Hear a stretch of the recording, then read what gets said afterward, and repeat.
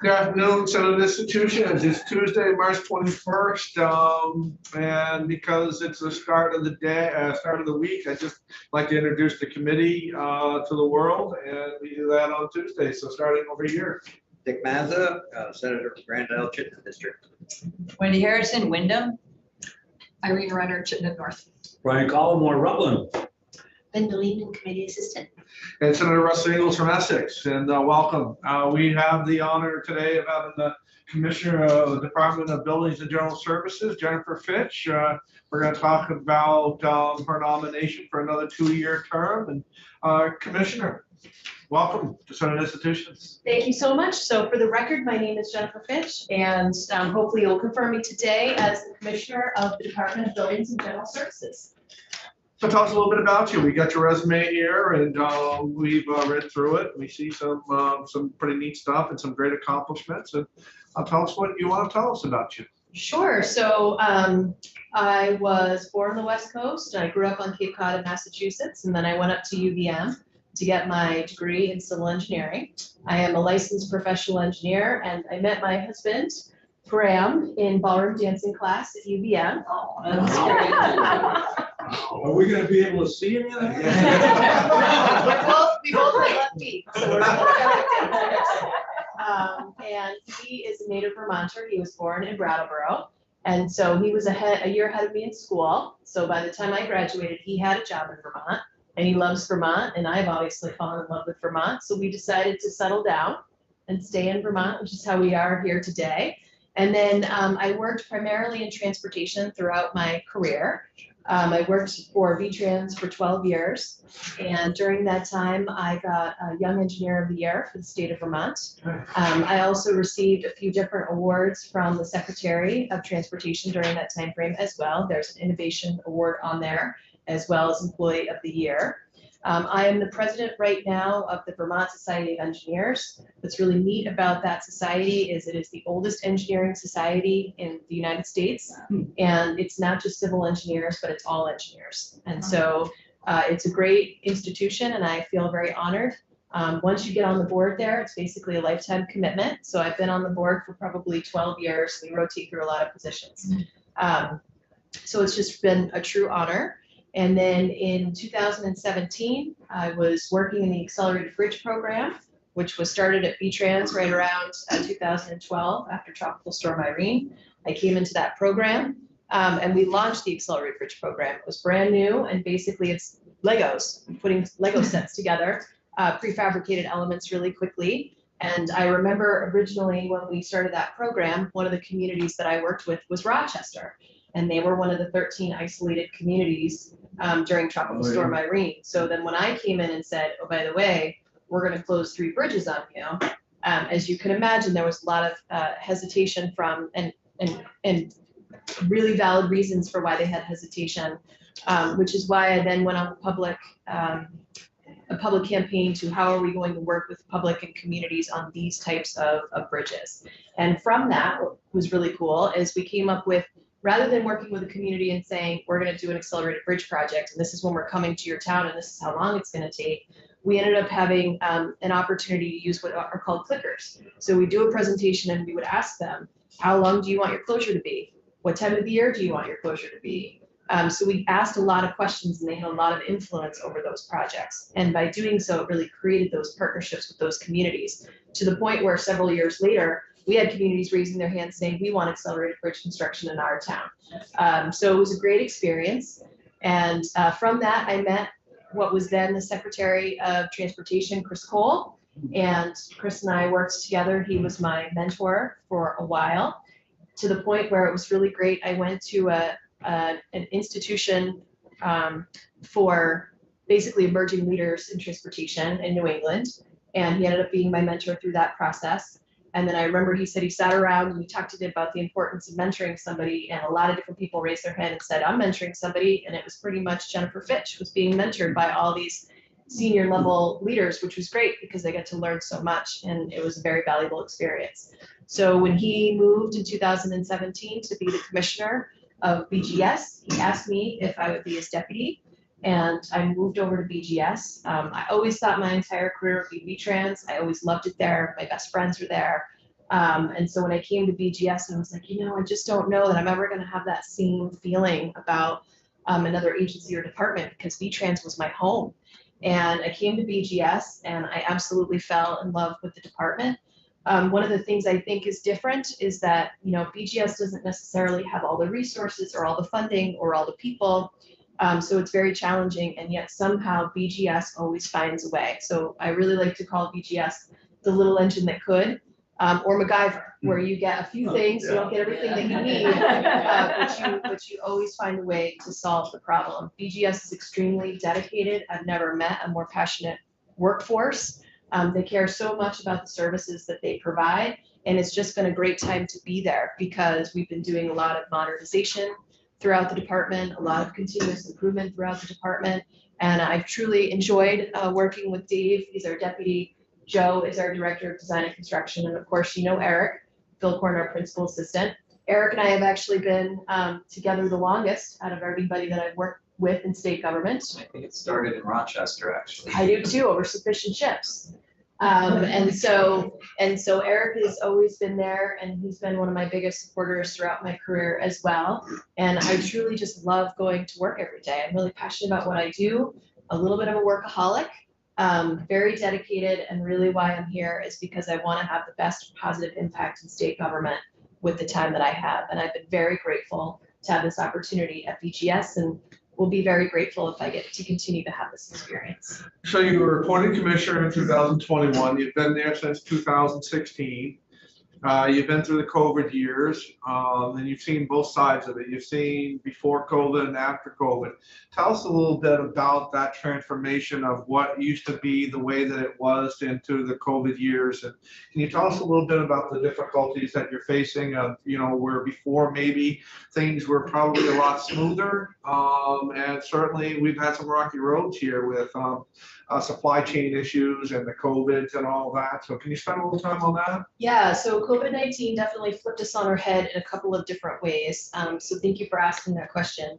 So yes, we had been delivering projects like we typically do in design and construction. COVID came along, and unfortunately what that meant for us is we couldn't work in buildings for a while.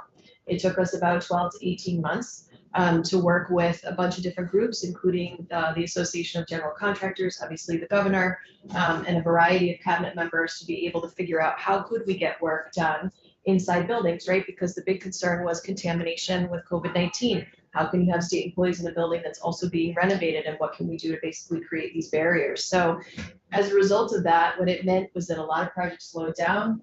Many of them came to a stop. And so obviously we started to get a backlog of projects as a result of that. And then fast forward to now, right, COVID-19 has been lifted. We can do work inside buildings just like we could prior to the pandemic, but we have a backlog of projects. And there is a shortage in the workforce now that we didn't see before. There's a shortage in the trades. It's been going on for a while, but I think it really came to a head during the pandemic and still today. And then we are seeing increased prices anywhere from 20 to 40% inflation in the market. And then to your point, supply chain issues. So a good example of that, especially right now, is heating, venting, and cooling. So Essex is a great example. We're building a mental health care facility there. And it was the air handlers that slowed us down on that project. And they were supposed to be delivered, and there was a 6-month delay. We're seeing the same thing here at the State House. So we were supposed to get air handlers for the Senate in November. We still don't have a ship date yet from the supplier, but we call every week and we keep checking in and raising our hands and saying it's a very important project. Where are we in the queue? When are those air handlers going to come? And they don't want to give us a ship date until they feel confident that they can. So we're seeing the workforce shortages, increasing prices, supply chain irregularities, especially when it comes to HVAC, but in other areas as well. And so it's definitely made it that much more challenging. And then finally, to add on top of that is Joe's workforce. So when I met Joe in 2017, there was one director. Joe was a project manager, and that director was responsible for both operations and maintenance, which has 220 people in it, and another 12 project managers. And it was just too much of a span of control for one director. That's a lot. As a result, O&M wasn't getting any attention from leadership. And I think it was a lot on that director to try to manage all the projects that 12 project managers had. So this was Chris Cole. He came in and he basically said, okay, O&M gets its own director, design and construction gets its own director. I quickly followed suit after that and said, we can't just have one director, we need some supervisors because 12 people under one person is just too much. Through that process, Joe was voluntold, I think, to become a supervisor. And we had another individual that was there, so we created 2 supervisors. And then ever since then, we've been slowly adding project managers to that program as we have opportunities to do so, because we recognize we just don't have enough resources in that area. So today we have 16 project managers. We have 2 supervisors, but we're adding a 3rd, and we're going to be adding some more technical positions to support that program as well. So, but with all of that being said, when I met Joe, another thing that Joe told me was, we need to have an internship program because I recognize we have a lot of people that could retire in the near future. And I remember Joe telling me, no, we don't need internships. We're going to do just fine. All these people have been here for a long time. They're not going anywhere. I'm not worried about turnover. And I said, okay, Joe. And then that's exactly what happened. Slowly over time, people started to retire. And we lost all that institutional knowledge. And at the same time, with workforce shortages, it's been really hard to fill those positions. So today we have 6 vacant project manager positions out of 16. That's a pretty good number of vacant positions. Right now, his staff is carrying roughly 24 projects per person, which is more than what they should be carrying. And we have another 40 to 60 projects that we need to assign. A lot of times we talk about prioritizing projects and maybe taking some projects off their plate, but here's the challenge that you get. You got to do major maintenance, because if you don't, it's going to get more expensive or you're going to have an emergency. You need to keep moving the line item projects because those are the ones everybody's watching and paying attention to, right? And then we always have those unplanned emergencies that we didn't account for. So when you say, well, we could maybe take some of these off the plate, the reality is that all of them have to continue to advance forward. And so that's challenging, again, when you have 6 vacancies. The good news is we're starting to see an uptick on people applying for positions. We also did go through and we did a career ladder. So there used to be kind of a project manager side of the house and an architect engineer side of the house, and there were 2 ladders. We just took those 2 ladders and we put them together. So now there's 6 rungs on a ladder versus 3. You kind of slot in where you are coming in, and then you have the ability to move up and down, up that ladder as quickly or slowly as you move on that ladder. So it gives everybody equal opportunity. It's very clear what those expectations are. And again, it allows people to accelerate at whatever rate they can accelerate. I'm a good example of that. Ladders they had at V-Trans and moved from a Civil 1 to a Civil 8 in 10 years, which is fast. But again, it was because I kept showing that I could take on bigger projects and take on more responsibility, get those projects out the door. And so you continue to invest in me and I continue to move up on that ladder. It's exactly what we want to do in Joe's program. Our internship program started last year. We had 1 intern. This year we have 3 ready to go for the summer. And we've seen an uptick on people applying for positions. So hopefully we're going to start filling those 6 project management positions fairly quickly. How many bodies do you have, and how many people working in BGS? So we have 360 employees that work within BGS. We have 238 state-owned buildings and another 120 lease spaces. We have fleet. We have the Office of Purchasing and Contracting. We have the Curator's Office, David Sheets, which we love David. We have Planning and Property Management. We have Operations and Management. We've got Design and Construction. We've got Security. And we've got Government Business Services, which also includes Print and Postal, and the Information Centers and Surplus. So it is a huge, huge scope that we have underneath the Department of Buildings and General Services. And again, we do the best we can with what we have. And that's where the workforce really comes in, and that dedication, that passion to just make sure that we're always giving outstanding customer service and that we're always delivering on time. So the group does an amazing job. And one other thing that I'd like to mention is, operations and maintenance was another area. We've got a lot of maintenance mechanics, custodians, and we were really having a hard time with retention because there wasn't career ladders and because the market was paying much more for those positions. So we recently went through the same thing where we looked at all of those positions and we've realigned them. So now we actually have ladders. So if you want to come in as an apprentice plumber, which you never had before, you can, and you can work under a master. And then we can train you over time to become a master. And then you can either stay working for BGS, or you can go out into the world and basically run your own company. We didn't have that before. And then the custodians, same thing, we created a ladder for them as well. In addition to that, we've done a market factor analysis to make sure that they will never necessarily make exactly what they make in the market, but when you take into factor all the benefits that you get and the wonderful things about working for the state of Vermont along with the pay, that package becomes very attractive. So we've done that in the last year. It was a huge lift for the entire department because we did over 30 RFRs, which is when you write the job descriptions and coming up with the map and how people can move. So we're really providing an opportunity to continue to invest in our employees and for those employees to continue to grow and for us to support the trades, which I think is one of the most important things we should be doing right now in the state in terms of buildings, building construction. Yeah, go ahead. How many employees, you might have them spread all over the state, right? Some you never, you have an office in Rutland or something, or? So we have 6 districts throughout the state. And one of the things that's been really important to the commissioner's office since I came in 2017 is to have a relationship with each and every single employee within the department. So at least once a year, if not more often, we go to each of the districts, we meet with all the staff and we see our building so that when somebody says Asa Bloomer to me, I can visualize it because I've actually been there. Or maybe we have an employee that's done an outstanding job and they're getting a merit award. Well, I know who they are because I've met with them before and I've shaken their hands. And I think that connection is really important to employees because it's an opportunity to show how much you value them and care about them. It's also an opportunity to learn from their perspective, how can we as leaders better support them in their roles so that they can be more successful. So that's been great. And something we've gotten a lot of positive feedback on because it's my understanding that wasn't being done before. So yes, we do have a large decentralized department, but we do our very best to make sure that we're maintaining that connection with those. It always impressed me, and I've said this before, because you're hands-on, I mean, you know everything, you follow through on everything, that's great, because a lot of commissioners delegate all their work around, but you know exactly what's happening in every project, and that's unusual for a lot of commissioners I've worked with, so. You really set a good example for others. Thank you. Yeah, just you're talking about technical training. Do you or does the department work with the technical colleges? That could be really Very great for both of powerful. you. So we started, similar to the internship program in design and construction, we started a co-op program. So we now have up to 6 students that we can support in the Fee for Space program, which is state-owned buildings. And today we have 4 out of the 6 filled.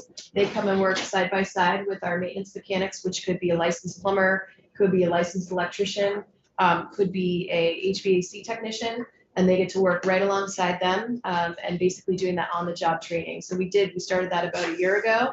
We're working with all the tech centers. We've let them know that these are available. We've gotten a lot of interest, especially from Randolph and from Barry.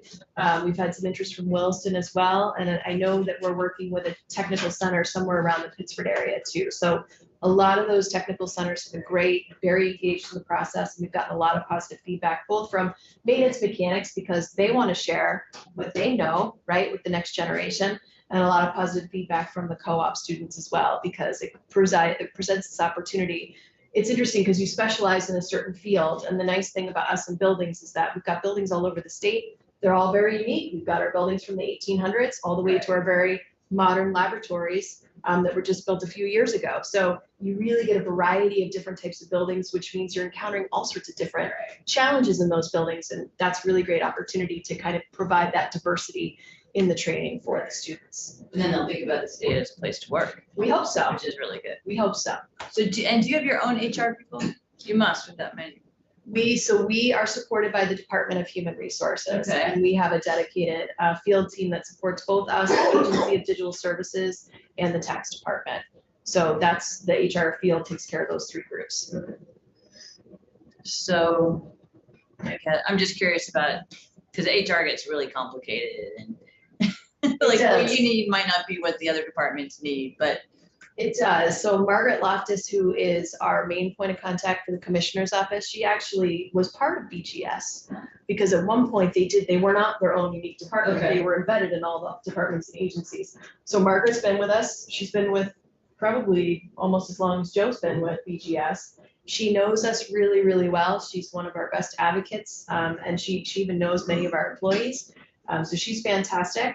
And then as the deputy commissioner, I spend a lot of time with Margaret because usually the deputy runs the day-to-day operations of the department. So now it's with Dave, and he's the one that takes the lead for our office and all things HR, but we have a great field team and they really do a lot to support us. That's great. So I'm really pleased to hear that we actually have people applying for jobs. That's kind of a novel thing to hear these days.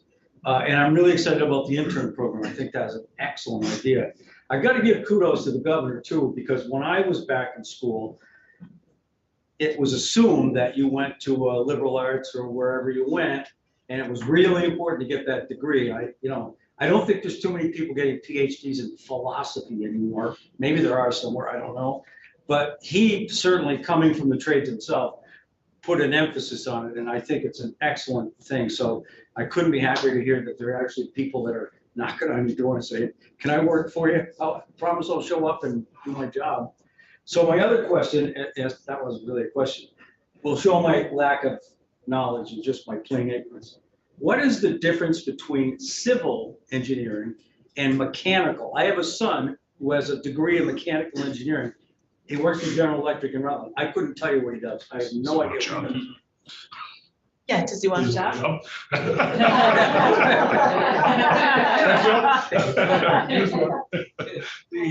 Can you spell BGS? Bring him on board. Sticker. So it's a great question. So what I love to say about civils is nothing moves in the civil engineering world. Everything is stable. So civil engineers typically do site work, for example. We do bridges, we do transportation, so roadways, pavements, those kinds of things. Structural engineers do fall into civil engineering discipline, and they do have to deal with earthquakes because buildings could fall over. But primarily, it's architects that do the design for buildings. Mechanical engineers tend to do more on the heating, venting, and cooling side. So HVAC. Tate Salesworth is our mechanical engineer, who's amazing for BGS. And they also get into robotics. Yeah. There's a lot of different things that mechanicals do, but the difference is that mechanicals things move. Civils, nothing moves. It's a good way to define it. That helps, doesn't it? Or should. That's right. Thank you. Sure. I have a question. If you're reappointed for 2 years, do you see anything different on the horizon? Do you have any goals? I mean, obviously you're doing plenty, so I'm very satisfied with what you've done so far, but do you personally, as you look out at the landscape, do you see anything that, if given more time, you'd like to do? Absolutely. So, and I remember this, and Joe and Eric will back this up, right? You never know if the governor's going to run again. Right. And so before the prior election, I was nervous because I was like, well, we started all of these things and we haven't had the opportunity to see them through. And I want to see some of these things through, like career ladders, for example. And so a few of the things that I'd like to see through is we are doing a workplace integrated management system. This is where we basically have had no IT infrastructure whatsoever. So when you ask us questions about our buildings, stacks, those kinds of things, I can't tell you because we don't have a system. We've got nothing. We've got no backbone. So, and also there's always this legend that I like to tell, and I'm sure I've told it already this year, but where we came into BGS and there was a building where they did an energy upgrade on it. We did a renovation on it and then we sold it within a few months, which meant that those teams were not communicating with each other. So in addition to oral communication and having meetings, this system basically brings on modules from each of these different groups, but the data crosses over. So if property management updates something in their system that it now impacts design and construction, you're going to see that field automatically updated in real time. So the nice thing is if you want to do a project on a building, you're going to go in and you're going to see everything on that building that you weren't able to see before. The other reason I really like WIMS is that it's going to, well, creates greater transparency, which I think is really important, creates greater accountability. But the other thing that it does is it helps us better advocate for the funding that we need. So a good example of that is we can take a look at what we've been investing for major maintenance, and it's going to look at trends over time, and it's going to tell you what that condition of that building is going to be, or our buildings in 20 years, based on what it's seen for the level of investment that we've given to date. And so again, it'll be our opportunity to better advocate for what we need. The other thing it'll do is, let's say we patch a roof 6 times. At some point, it's going to say, stop patching the roof. because you're wasting money. You need to do a roof replacement. And so it will also do those kinds of things for us in the system, as well as helping us better coordinate and strategically optimize our space and oversee all of our buildings. So I'm really excited about that one. And then on the procurement side, same thing. So we've had a very manual process for contracting for the state of Vermont, and we want to make contracting easier for both all of the external contractors and vendors and suppliers, but also internally as well. So right now we're going through a modernization process where we're going from manual to what will be automated. And again, it's going to allow lots of things, greater transparency, greater accountability, hopefully a lot easier for everybody to use, which is really the big goal, and it's going to speed up the process. So where we were doing things manually, now things should move through that system in a very fast way. So that's something I'm really excited about. And then the other thing that I've really wanted ever since I've gotten there, which gets a little tricky when you don't have enough resources, is just to standardize what we do. So one of the biggest challenges we've had with people leaving and retiring is we've lost all that institutional knowledge. And that's why Joe, for example, is so key to all of this, because he actually knows most of our buildings, right? He's worked for BGS for 40 years and he knows our buildings. And so he's got all this great institutional knowledge, and when the new project managers come in and they have questions, they can go to Joe and Joe can teach them, which I think is so powerful. But it's up here. It's not written down anywhere, right? And so once Joe leaves, so does all of his knowledge. And we need to find a way to capture the knowledge that is still within our department. I mean, Joe is an example of one of many people who have all this great knowledge that's just going to go out the door when they retire. So we need to capture knowledge. We also need to standardize what we do. So that was the big thing with the accelerated bridge construction. We had a very standardized approach for how we did things. And so you came in and you could basically jump into a process, pick it up and go.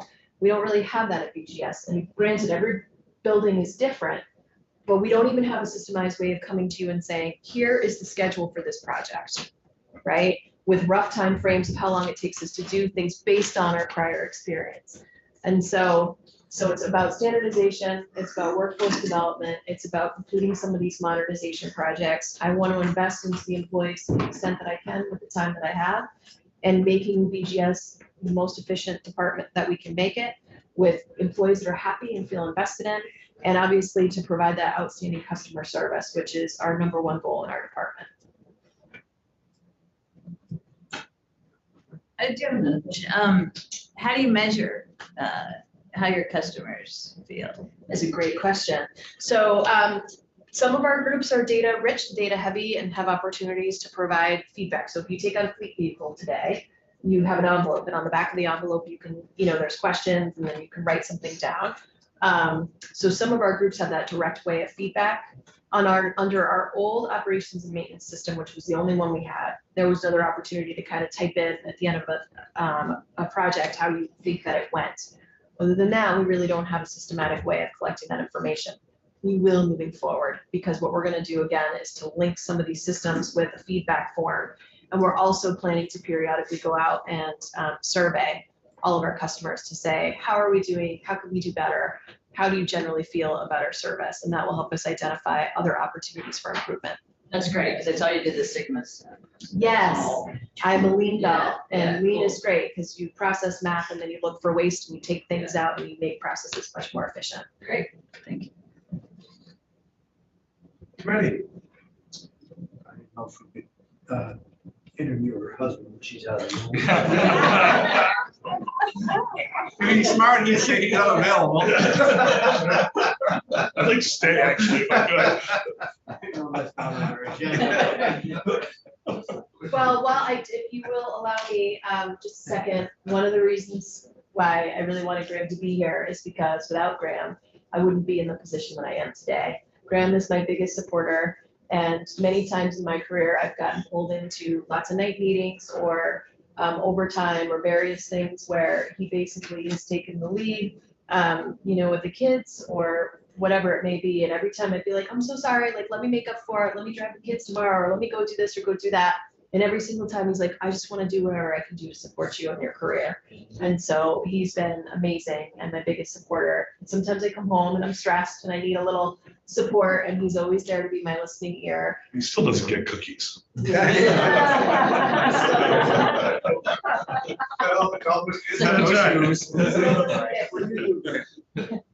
Sorry? What do you do? I work for Burton Snowboards in the corporate finance team. So Oh, wow. I do all their, Are they Margin planning. growing? they are. Yeah, they don't have another branch anywhere, they're just going like that. Well, we have regional offices around the world, but that's our US headquarters. And we're starting to open an office in Denver as a result of COVID. We've had people starting to spread out and branch out, work remotely. So Wow. we're finding that. That's So that company's not family owned anymore, or is it? still family owned by the Carpenter family. Wow. Yes. Well, that started from nowhere. Yeah. Today it's all over the world, I guess. It's a fantastic story. Yeah.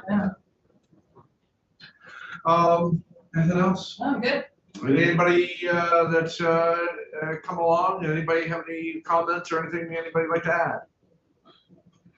Yeah, right. I look at you, 'cause you normally always say something to say.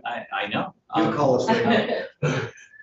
I'm delighted to answer any questions from the committee pertaining to the current matter. I am, by my presence in this room, I am here to show my support for my leader and my friend. Well done. Well done. Committee, do we want any more discussions on this or are we ready to take a vote? Because if we're gonna take a vote, we'll have the commissioner stay. If you want to have some more discussion, we can ask the commissioner to leave. What would be the committee's wish? I move our nomination. Second. Okay, so Senator Renner, please call the roll. Sure. Senator Colin Moore. Yes. Senator Harrison. Yes. Senator Mattingly. Yes. Senator Renner, yes. And Senator Ingles. Yes. That was a squeaker.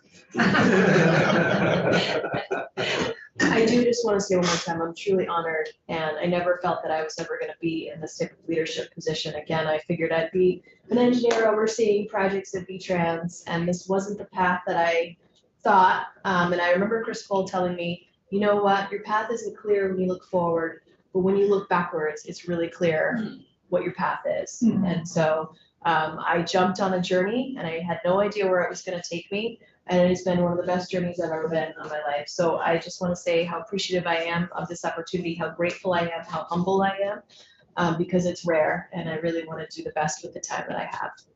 Well, we want to thank you for the wonderful job that you do. Yes, you do a hell of a job. We're very, always pleased, as Senator Mazza said, you know, and I think we had just a quick discussion before you were in the room, that when shit hits the fan, we're not seeing your deputy, or we're seeing you. And you always take ownership, and it's very refreshing to talk to somebody who's willing to come and face the fire. We don't go through a lot of that, but you know, it is what it is. Always glad to have you in the room. We always know we're going to get a straight answer. We always know we're going to be very well informed.